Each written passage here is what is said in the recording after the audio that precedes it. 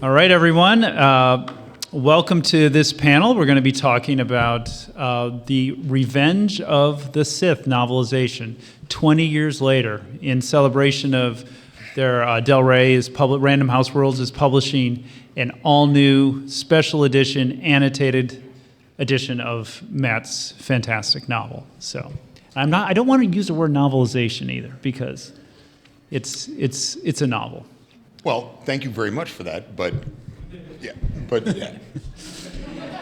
Yeah, and I know good novelizations should always be novels. They should always be novels, right? Yeah. So, Matt, I know there's another panel about him and his whole career and him as a writer, and I know for this panel, I really wanted to focus on the novel itself of Revenge of the Sith and all the details about it and how we went about writing it, what he thinks of it now, and what is it like to come back to something 20 years later to reflect on as a writer. So that's kind of the topic of discussion today. And Matt he's a noted author in his own right. I was a editorial assistant back before Phantom Menace for Lucasfilm Publishing. And I remember when Matt's book, Heroes Die, came in, they were looking for authors to expand, to write new novels in the expanded universe. And there were a bunch of fantasy authors, sci-fi authors that came in, and this one book, Heroes Die, was on Sue Rastoni's desk. Sue Rastoni was the managing editor at the time at Lucasfilm. And I was like, oh, this is interesting. This is really dark and gritty and violent, for Star Wars. Really dark. Yeah. When it was published, it was one of the 5 most violent fantasy novels, done at least in that decade. Yeah. It's basically the start of, I don't know if you would consider, but grimdark fantasy. Yeah, I was ahead of the curve on grimdark. So I was like, wow, they're getting this guy to write Star Wars. This is bonkers. This is cool. And he turned in this novel, Traitor, for the New Jedi Order. And I had, at that time, I left Lucasfilm. I had gone to grad school. And I remember I was driving out to L.A., and they gave me the manuscript for Traitor. And I was reading it during the journey, and I was stunned. I was stunned at how it's one of the shortest Star Wars novels. It's one of the best, and it was so moving. It was so changing in terms of what Star Wars literature could be. I was amazed. I was like, wow, this guy really went all in. And you can see that in all of Matt's subsequent novels. Shatterpoint he did about Mace Windu, that we all know. Luke Skywalker's Shadows of Mindor. And then, of course, what we're talking about today is Revenge of the Sith. So, Matt, I want to know, how did you get the gig to novelize Revenge of the Sith? I have no idea. I got a phone call from Shelley Shapiro. Said, hey, I haven't had a chance to run this by Howard, my agent. I haven't had a chance to run this by Howard yet, but would you be interested in doing the novelization for episode 3? And I'm like, you mean Star Wars? And she said, yeah. And I said, no, well, I'm not going to give you the exact quote, but the words, "Are you kidding me?" were included along with several others that I'm not going to say at a family venue. Yeah, like, what do you think? Of course I want to do it, but that's literally all I know. All she said to me is that the people at Lucasfilm thought that I had a certain touch with the dark side.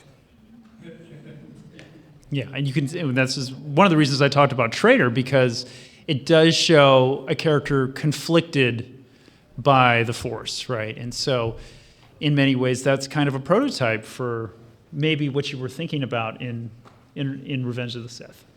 It's not impossible.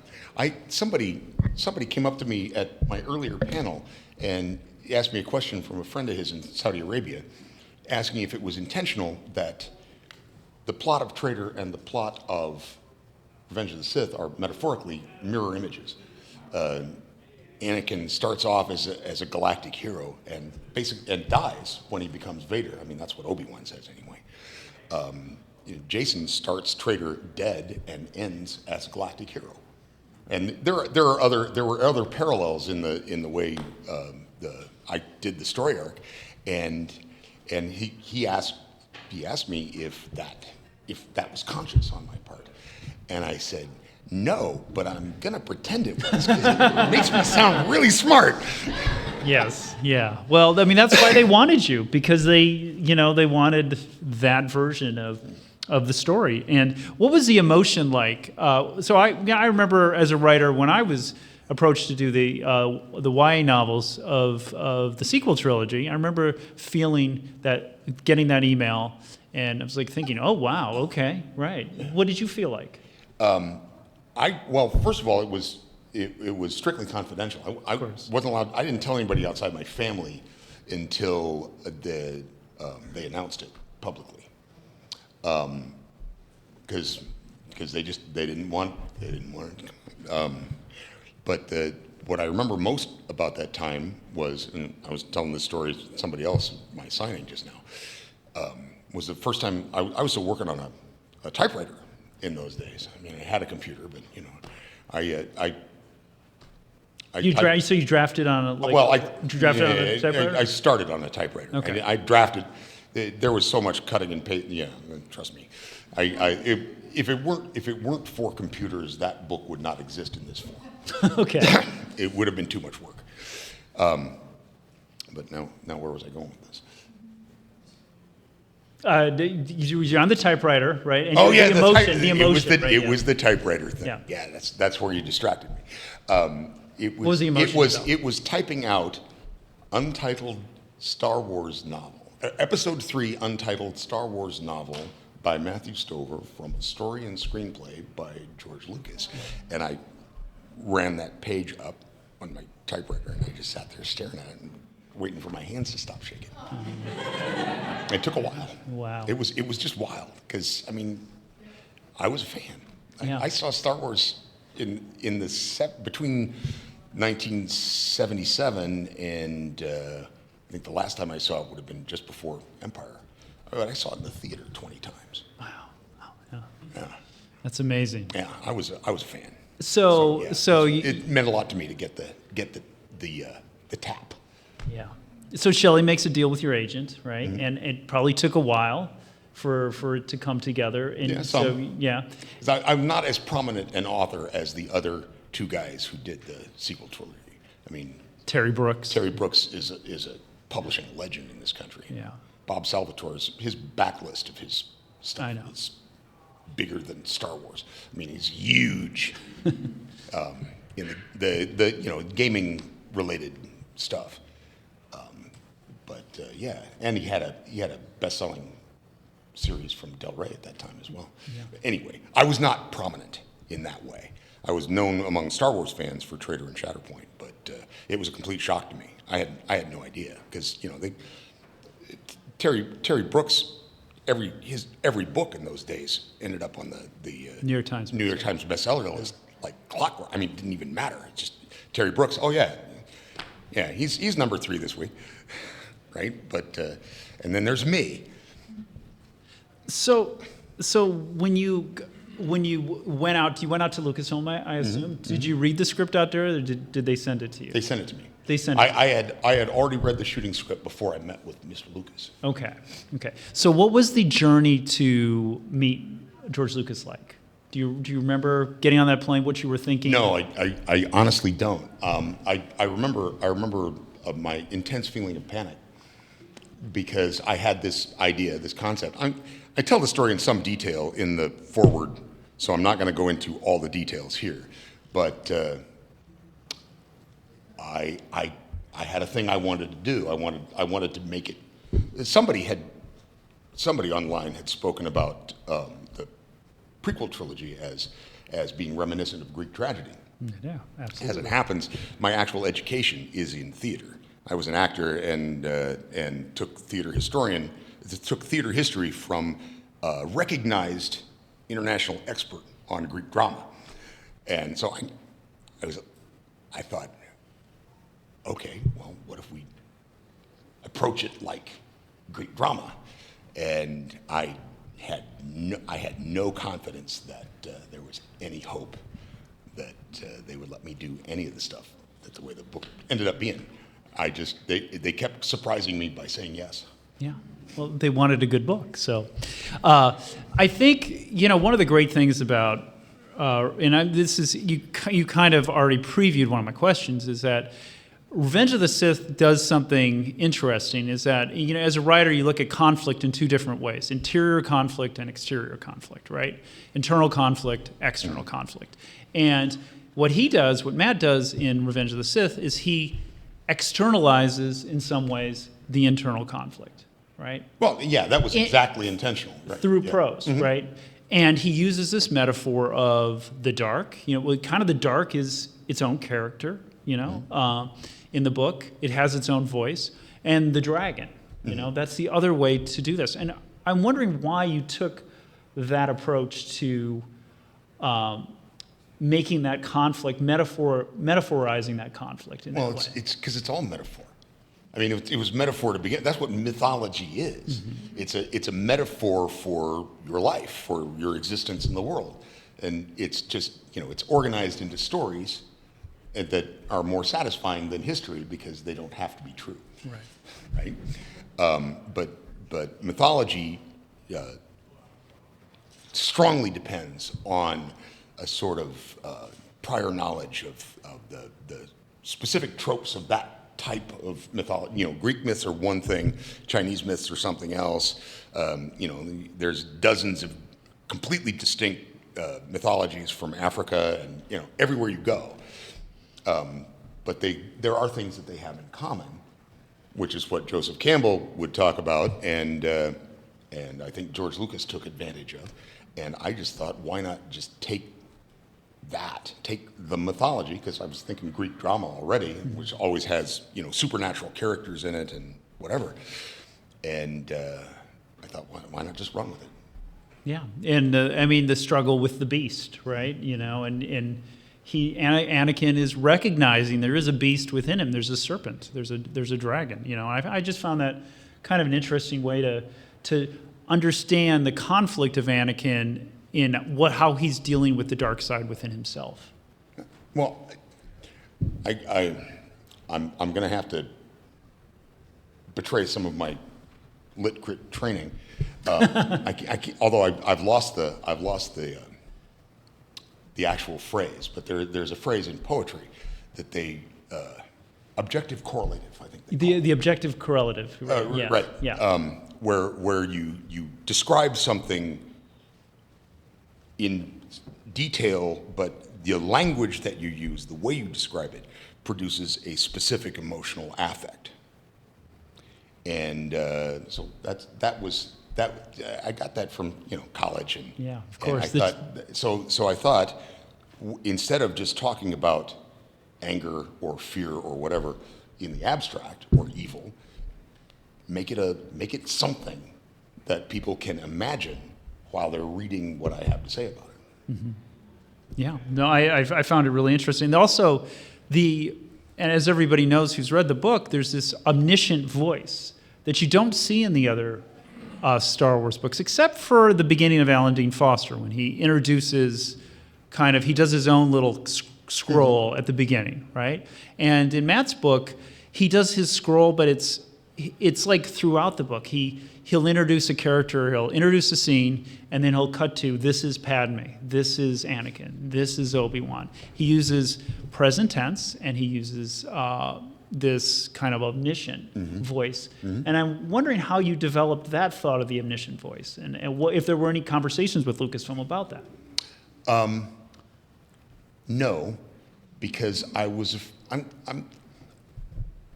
part of the reason I was reluctant to do the annotated edition in the first place is that I genuinely believe, this is not a metaphor, I genuinely believe that writing is magic.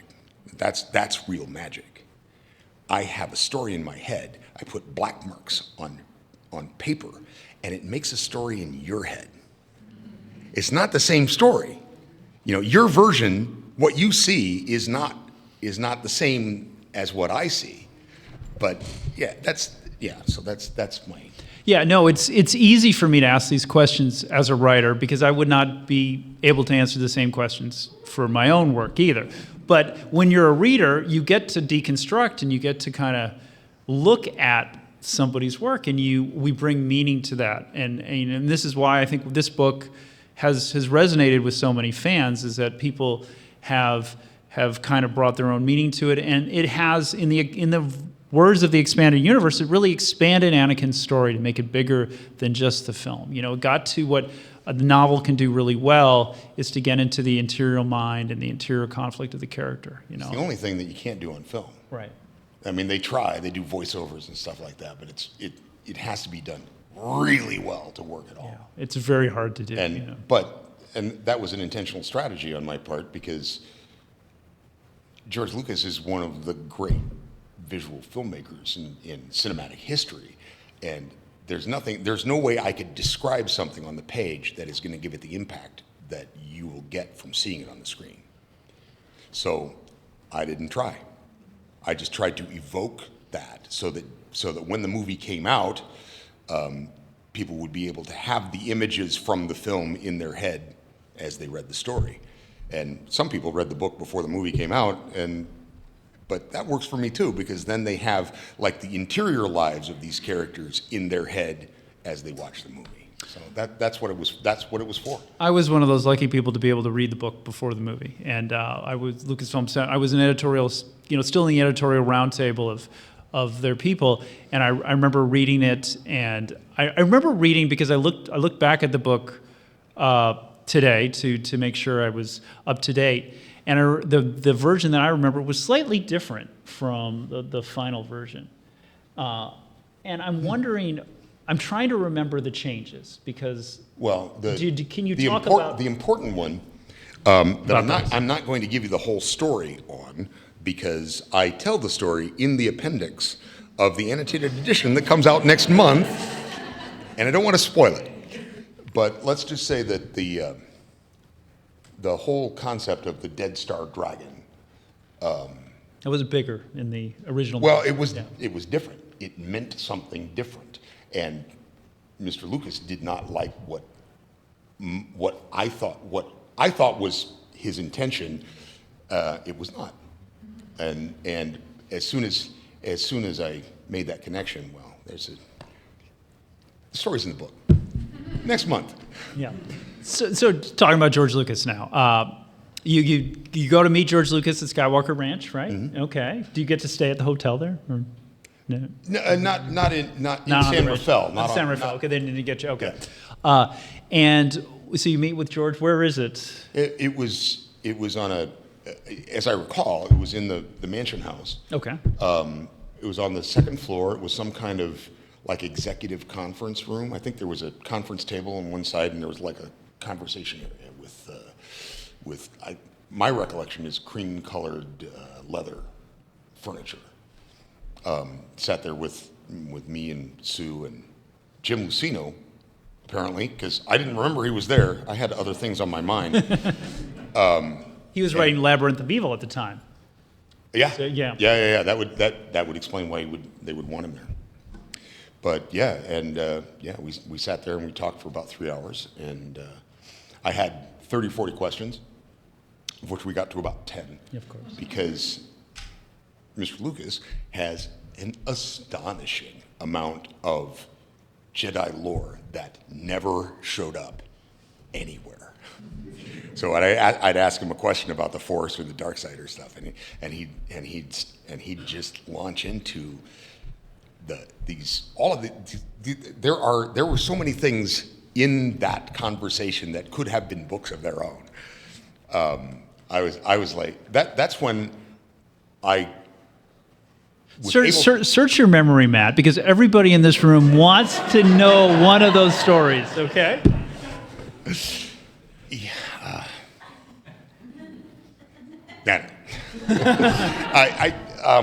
The point is that there was a rap on Mr. Lucas in the media that Phantom Menace and Attack of the Clones were just cash grab. They were toy advertisements. And if you ever have an opportunity to sit with George Lucas and talk about Jedi, you discover that that's the reason Star Wars exists is because he loves this stuff. I mean, he loves it. And I was saying at the time, I was writing what was at the time the last of the movie novels, the last of Star Wars. It was the end of Star Wars at that time. And my now ex-wife, when I was talking to her about this sort of, for me, what I felt is almost a moral responsibility to, give it a nice send-off, the capstone. And I was talking about this with my wife, and she said, George Lucas has been thinking about Jedi since he was about 12. There is no way that he's going to let it stop now. She was right. I was wrong. Yeah, you have a line in there called, this is the end of the story, but it's right now and it's happening. I think you have something like that in the prologue. It is the initial introduction. The end starts now. Yeah. I wanted to give it the feel of something that happened thousands of years ago, because it did, right? Even, a long time ago in a galaxy far, far away. But I also wanted people to participate in it like it was really happening in front of them at the same time. And I thought, it's kind of a nifty little conceptual trick. And I can't resist those. Yeah, it's both present and past, So what was the process of this book? How much time did you have, and how did you break it down with your typewriter, your cut and paste method? Well, I abandoned the typewriter early on. I would just, I'm just going to do this. Because I mostly worked on computer anyway, but right. I wanted to have the page. I wanted to have the page. When I was writing the sequel novelizations, I wrote on paper first, actually. So you get away from the computer, it's good. But I can't. I don't type well enough for that. Yeah. And I don't write well enough to write longhand, so I have to use a computer. Now, where are we going with this again? Yeah. So the process. What was your? How did you write this book? What was so Alan Dean Foster has this way of he's the great novelizer of he's written so many novelizations. 3 pages of prose for every 1 page of script. That's how you do it. That's how he does it. That's the formula. Which I thought, it's as he never easy said as that to me. How did you do it? Because you have one of the great things about Revenge of the Sith is that there's some parts of the movie that are kind of longer that play shorter in your book, and there are other parts that you just completely go bananas and you kind of write a lot. Right. Well, and there's an actual just pragmatic reason for that. I go into it some in the annotations. It's just that there were things that I knew I wasn't going to be able to pull off on the page with impact, and so like the Order 66 sequence. I don't mind what I did with it. I think it's okay, but on screen it's a whole different thing. But there was nothing I could do on a page that's going to give that sequence that kind of power. So I decided to go the opposite way and do almost no details at all. Not show anything. Just say, this is it. This is the point where everybody dies right here. And I figures if I'm leading it, because everybody, you all knew the story going in, right? That was my secret weapon, is I could do all of this kind of weird, fun foreshadowing and ironic stuff because I was telling a story that everyone already knew the main plot points. So that's, yeah. And so when you took, did you break down the script, or did you go page by page, or did you outline it? Scene by scene. Scene by scene. Yep. Okay. I tried to stick as closely to the proportions of the screenplay as I could. My acting days, your basic estimate of screenplay length is about a minute per page, and screenplays both. And that opening battle in around Coruscant in the shooting script takes up 35 pages of a 120-page script. So that's why it's the first third of the book, right there, because it was the first third of the movie that I read. And I guess they, Mr. Lucas liked it well enough that they left it in. Yeah. It's big, but I also got to take advantage of the fact that it's this giant action scene that has these little beats, where they have a bit of dialogue and they do this and then they go off there and have a bit of dialogue and do that. And because it is this long continuous action scene where, again, everybody kind of knows that the battle is going on, whatever, I could stop every once in a while and just say, wait a minute, we'll get back to the battle in a minute, but this is what I want you to know about what it's like to be in the battle right now. So because that was basically, it was just to plant these images, imaginary sensations, whatever your imagination can come up with, to have that running in the back of your head, what it would feel like to be there, not just what it would look like.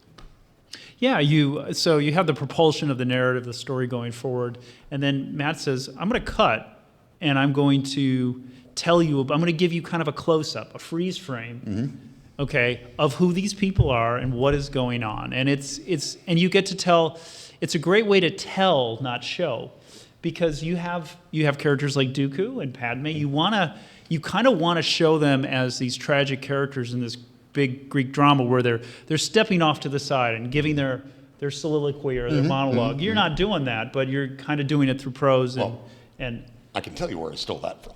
Yep, tell it. That's the Iliad. Right. Every person that Patroclus, Achilles, or Hector kills, or any of the heroes kill in the Iliad, if they have not been mentioned in the narrative before, Homer gives them a capsule bio. A little history. He's the guy. He did this. He did that. He killed this guy, and his grandfather was Zeus, and then he died in the dust. But the Iliad. I mean, it's the friggin' Iliad. It's the basis of Western literature. Yeah. So you can't get a better model. Yeah. Wow. Well. And what was your time limit on this? Because with novelizations based on movies, I mean, sometimes I know that I wasn't even, for Rise of the Skywalker, I wasn't even given a full script, right, at a point, right, when I had to start. I don't know if you had everything. I had the shooting script and concept art. And, how would I put this? There were changes being made to the movie as I was writing. So I was sending updates out to Lucasfilm, and I'd get back. Oh yeah, that scene, that's not in the movie anymore. This character, no, she's not there. She's going to be at the temple, and just stuff like that. And so, which all involves, for me, because I'm the kind of weird obsessive writer that I am, that means whenever I change the plot, change the story, change the plot around, I have to go back and change everything around it to make sure it all fits together.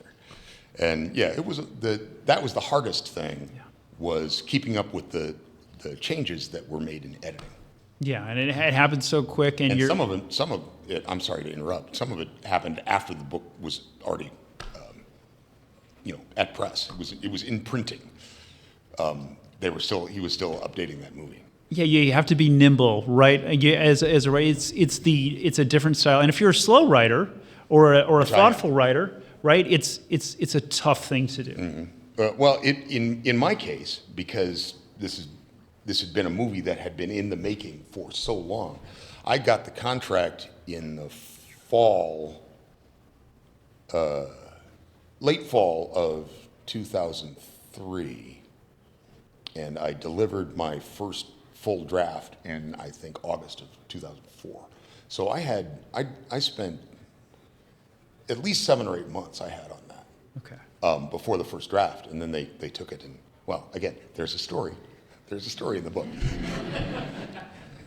So I have I'm going to ask one more question, then I'm going to open up for questions. So you guys, think of a couple of questions to ask Matthew. So 20 years now. Looking back at this, reflecting on your work and rereading your work. And I know as a writer, when you're like, oh, I wrote this? You know, Yeah. I mean, Oh, yeah. you don't even remember. You don't even remember the sentences. So what is it like to read your own work and then annotate it?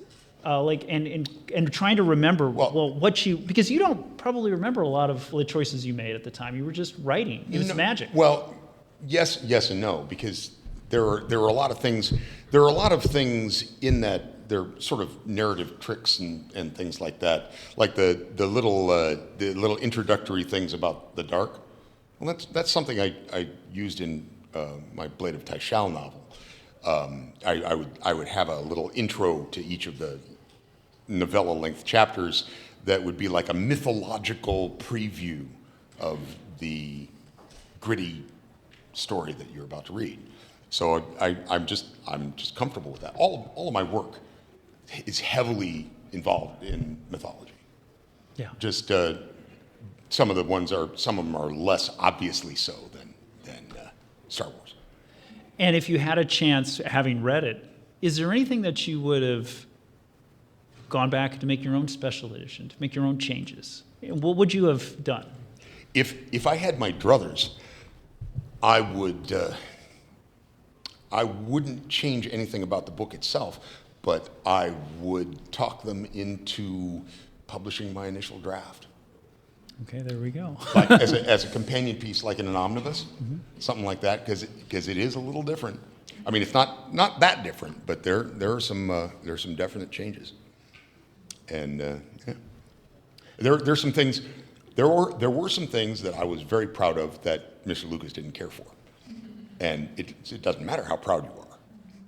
You know, what matters is whether or not Mr. Lucas thinks it's going to serve the story, and some of my stuff, he's like, no. There you go. Yeah, you're a gun for hire in this case. Yeah. Right? So well, that's how I thought of myself. That was actually somebody in some online review of Shatterpoint mentioned Shatterpoint as an epic display of gunslinging prowess from a writer. he referred, yeah, it was like I was a hired gun to come in and launch the Clone Wars, and I thought, I can work with that. So you do read your online reviews, right? Oh yeah, okay. I did in those days because I haven't read my online reviews in 15 years, but I used to because I was always very curious about what elements of my books that readers thought were important and the elements that they didn't care about so much. Yeah. Whether they liked it or not, I was just interested. Well, I have to thank Matt because when I was doing the sequel, young adult novels, I used his approach in a way to do the prologue and the epilogue and kind of frame that trilogy of books, and he provided a wonderful example. I didn't realize you cribbed that from me. I did a little bit, yeah. So opening up for questions now. In the front right here. How did you come up with the Dead Star Dragon, and what's the greater symbolism behind it? Well, the idea behind using a dragon as the symbol for Anakin's difficulties, let's say, it comes from the mythological implications of dragon. It's what dragons are used for. They are the scary monster who can only be defeated by the pure-hearted knight. I mean, it seems like a natural. When we're talking about space wizards with magic swords, the dragon seems like just a natural metaphor. I mean, they are Jedi Knights, right? Come on. Yeah, right here, and then we'll go to you. In your Revenge of the Sith novelization, you portrayed Count Dooku as being xenophobic against aliens. Mm-hmm. What inspired you to go with that clear decision? Mostly Sean Stewart. But he's not. I was actually going to ask the same question, but he's not actually racist in Sean Stewart's book. No, but he is a budding sociopath, and racism is something that sociopaths often turn to justify their sociopathy. And he's not racist. He's speciesist, which is not quite the same thing. Right here, yeah. And then, If someone asked you to compare and contrast the Anakin Skywalker's de-evolution to Darth Vader with that of Ben Solo and Kylo Ren from The Force Awakens, how would you compare and contrast those two, how do I falls? For lack of a better word. Man, I can't answer that. That's too big a question for me to answer in this forum. I would have to think about that. You're the sequel, not the author. You're maybe English, well, I will briefly, because this is Matt's story here, but I would say that Anakin, so in my sequel trilogy, I had Kylo Ren always trying to reach out to Anakin and trying to reach out to his grandfather. And I spoke about this to some people that came by the table today, and all he gets is silence. He actually goes to Darth Vader's castle on Mustafar and to find his grandfather. He doesn't. When he does reach out, the person he finally gets is his father, who he killed. So I think that was my attempt to kind of reconcile that. Yeah? Yeah, I was gonna say, in like reading the drafts and seeing the concept art that you were making, was there any like concept art that changed enough to the point where you were like, wait a second, this isn't what I originally pictured, like seeing in the process already? No. I saw enough of things changed in details and stuff, but I left those details out anyway. You know, what I was using the concept art just to help me visualize like the scale of things, because I knew that that's just concept art. So, you know, what's the point of describing the invisible hand in detail when I didn't know what it was going to look like? You try to capture the spirit, right, of the screenplay, right? That was really my good. whole thing. Yeah.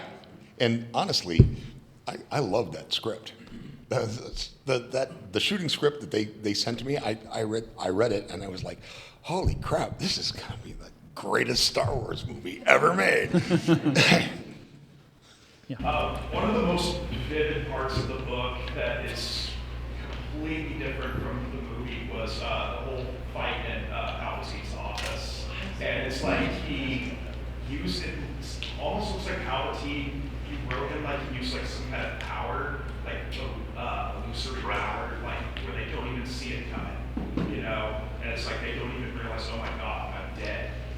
And it's really violent too, like Wow. Fisto, I used to get decapitated. It's like, I was like, what was that? That I saw. Was that originally in the script for Yeah. the movie, or did you? No, that's in the script.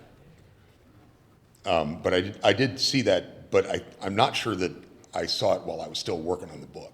But I saw it, you know, it was one of the things they sent me. I got a few cinematics. I got the Anakin on the balcony, you know, he's brooding after the murder of the separatists on Mustafar. It would have been crazy if that had actually happened. Is that our time? Yeah, what is it? couldn't quite read I can't read it either. 10 minutes, thank you. Okay, right here, in blue. Do you still have your copy of the book? Yes, of course. You nuts? Yeah. You bring it with you? No, it does not leave my office. Did you get George to sign it? No, I did not. I should have. I didn't think of. I didn't have it with me when I went out there. Yeah. So, I was actually about to ask that exact same scene. I was kind of surprised. It's been a while since I've read it. I think I said earlier in the first school session, telling this a little bit. Anyway, my memory of that scene is that I might be wrong about this. I didn't get details, but it was not the scene as it was happening, but it was like Palpatine playing back his security recording, sort of Senate. Oh yeah. To look like the Jedi are going after him for no Right. reason, you know, he's completely and stuff. Was it originally, were we originally going to get a scene like that? No. I made that up. No, that one I made up because it just struck me how powerful something like that could be if you know the Emperor handled it right. in the dialogue, he could make it sound like he was completely innocent while he's killing them. And that's like him for me. In the back there? Yeah. I might be remembering the wrong crew officer, but I think Officer Nita is in the opening. I Lord know Nita. the Dreadnought having cruiser. Was that all your invention? Yeah, I put him in there. Well, I needed an officer to deliver the orders to surrender, and I thought, well, who would be the most interesting Imperial officer that I know by name? Did you choose the Dreadnought as well? Or did someone else? Or was that in the script? That's in the script, I'm pretty sure. The Because it's an EU ship originally, so I was wondering. yeah, no, I don't know. I don't remember what they called it. I incorporated a lot because I started in the EU, so there's a lot of that in the annotations. There's a lot of EU stuff. I was tickled when I was reading his manuscript and I saw, I think you called it a Thyferan something or other, and I was like, oh my gosh, the planet that I wrote is now in the movie novelization. And when I was overwhelmed. I was like, wow, it made it through the machine. So, yeah. Well, he left in. Mr. Lucas line edited my manuscript personally. I got it back. I got a copy back from them with his pencil, his comments, and what he struck out and stuff like that. Yeah, that's cool. Yeah, let's go. Yeah, right here. A lot of stuff we talked about. The scene with Palpatine's recording, and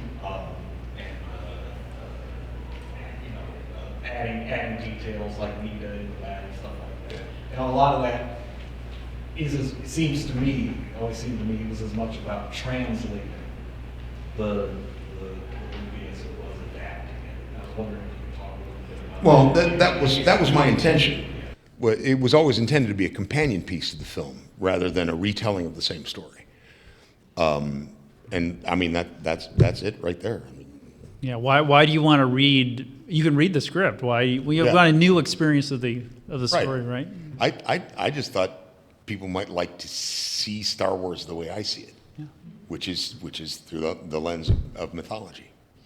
Right here. You said that you had the script like before and like while we were filming. So Yeah. obviously in the novelization you wrote all of the scenes that ended up getting cut from the movie. So I was really Not all of them. Some of them were cut before I got to them. okay. I was gonna say 'cause reading the novelization was my first introduction to some of those cut scenes, and it gave me like an extra insight into the movie.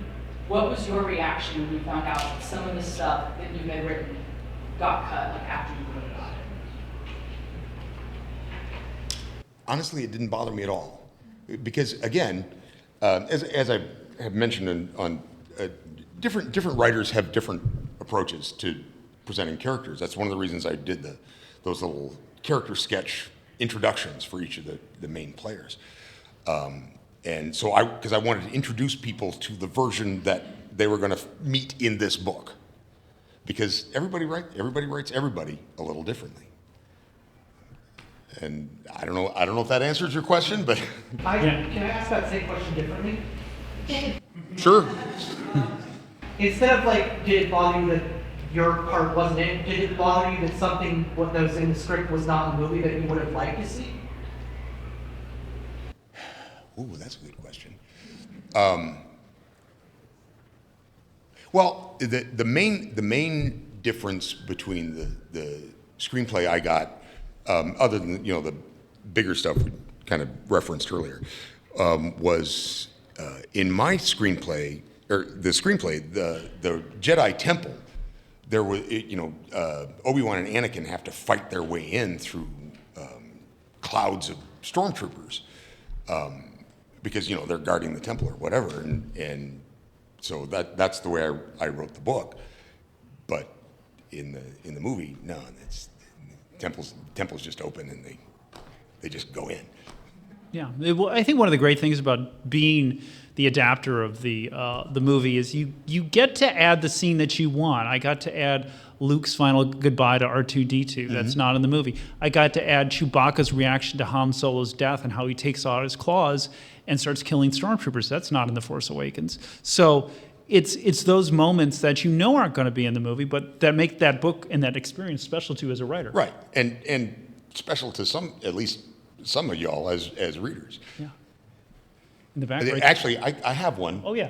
From Revenge of the Sith, the droid exchange between Leia and Anakin, because Anakin built C-3PO, and R2-D2 was custom designed by the Royal Engineers of Theed to have all of his extra attachments and all the rest.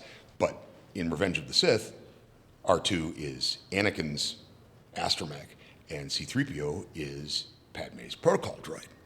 And we never see them make the swap. So that scene in the book is entirely my invention. And it's I'm a little bit of a softie in some ways. I really like that. Yeah, they're great. Yeah, back there, yeah. Other than your own, of course, which of the Star Wars novelizations would you think is the best adaptation of their movie? If you read any of the other ones. Oh, well, Jason's adaptation, Last Jedi, that's really good. But no, Alan Dean Foster. Yeah. Star Wars, the Star Wars novel, that was Alan Dean Foster, one of my idols. Yeah, that's probably my favorite. I would also add James Caan's Return of the Jedi, which he can write very sharp prose. Yeah, absolutely Yeah. true. Yeah, yeah. Over here, yeah, in the back with the hat. Yeah. Oh, thank you. I was going to say that the scene where Anakin goes in and deals with the Separatist leadership, all of the quips and things that he does, were those in the script or were they? No, I made those up. No, in the script, he just walks in and kills everybody. You prefer your version, much. Well, thank you. I one of the things I always liked about Darth Vader is the flashes in the original trilogy where you see a human being under the armor, and one of those is when he's like talking to Lando. Perhaps you feel you've been treated unfairly. and I thought, how could he resist? Because he's not even at this point. He's not fully Vader, right? He's still Anakin, who's he's got swagger, right? All right, we got two questions here. I know we could continue this conversation if they let us, but right here, and then we'll pick you up from. A quick comment and then a question. So my first thing is you were talking about at the time this was the end, right? And I just wanted to mention that I just the other day heard Lucas say that the very first idea he ever got for Star Wars was the Mustafar battle. So you wrote the beginning and the end. Which is pretty good. But my question is, were you inspired at all by like epic poetry? Because like I was reading like Paradise Lost, and there's parts of it where I was like, closest thing I could think of. Wow. Some of the passages. Dang, Milton. Okay, well, hey, yeah, that's awesome. But yeah, I like. I have difficulty reading contemporary genre books. At least I did while I was writing, because I would unconsciously pick up their style and narrative tricks, and I just wait a minute, I'm writing this like so and so. It's because I was just reading his book that morning. So what I decided to do while I was working is read classics.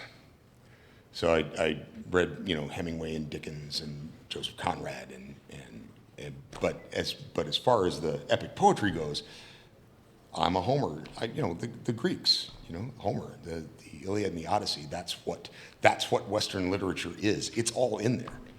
Anakin reminds me of like not just Varys, but main character of Achilles, rage, sing. Yeah. Rage, Well, which that's what kills him. Yeah. Is his anger. Yeah, anger. That's what I thought was going to kill Anakin, but I was wrong. It's a very relevant Yeah, theme. Very, Yeah. it is. A young, yeah, okay. right here. Last question. My question is, kind of goes back to something you were talking about earlier. When you were talking to George Lucas, and you came and spoke to him about the lore and stuff, what was the most surprising thing to you that he told you about any of the Star Wars lore? Wow, I honestly, I don't remember. I have a, see, they were smart people that they were. They made a tape. and they sent me the transcript so I could check it. I honestly, I don't remember. What astonished me was just how much there was that never came close to the screen. There's so much history and lore inside that man's head. It is astonishing. It's obviously something he's been thinking about for a few years. Yeah. Yeah. Yeah. Well, thank you guys so much. You know, I know probably we have a couple more questions, but Matt, you're signing tomorrow too, Yeah, I right? am. So I'm sure you can approach him with Sure. your question. Yep, absolutely. Yeah. Thank you so much, guys, for coming. This was great.